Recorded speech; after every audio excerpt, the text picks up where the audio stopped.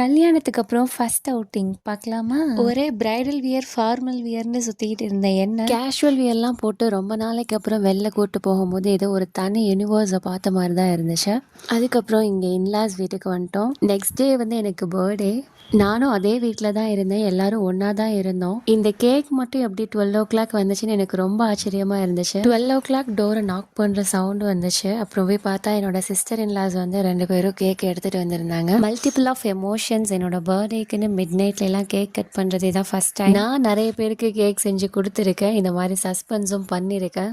But எனக்குன்னு பண்ணும்போது really I am thankful for it. இந்த கேக் எப்படி வந்துச்சு நான் ரொம்ப ஆச்சரியமாக கேட்கும்போது என்னோட சிஸ்டர் இன்லாஸ் கிட்ட பேசிக்கிட்டு இருக்க அந்த டைமில் அவங்களுக்கு ஒரு மெசேஜை தட்டி விட்டுட்டு ஒரு 8 o'clock போல் என்னோட ஹஸ்பண்ட் போய் வாங்கிட்டு வந்திருக்காங்க. அதுக்கப்புறம் அப்படி இப்படி என்னை டைவர்ட் பண்ணி என்னோட சிஸ்டர் இன்லா வந்து இந்த கேக் எடுத்துகிட்டு வந்து ஃப்ரிட்ஜில் வச்சுட்டாங்க. Well suspense ever in my life. Thanks for வாட்சிங்.